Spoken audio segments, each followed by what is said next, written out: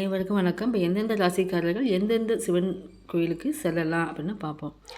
மேச ராசிக்காரர்கள் மலை மேல் அமர்ந்து சிவனை வழிபடுவது நல்லது. திருவண்ணாமலை செல்வது நல்லது. ரிஷப ராசிக்காரர்கள் திருவண்ணைக்காவல், கங்கை கொண்ட சோழபுரம், திருவாரூர் ஊரில் உள்ள சிவாலயங்களுக்கு செல்வது நல்லது. மிதுன ராசிக்காரர்கள் திருச்செங்கோடு, சிதம்பரம், காளகஸ்தி ஆகிய இடங்களுக்கு சென்று வழிபடலாம். கடக ராசிக்காரர்கள் திருக்கடையூர், திருவண்ணைக்காவல், வேலூர் ஜலகண்டேஸ்வரர் கோயில் சென்று வழிபடலாம். சிம்ம ராசிக்காரர்கள் சிதம்பரம், திருவண்ணாமலை சென்று வழிபடலாம். கன்னி ராசிக்காரர்கள் காஞ்சி ஏகாம்பரேஸ்வரர், மதுரை மீனாட்சி சொக்கநாதரை வழிபடலாம்.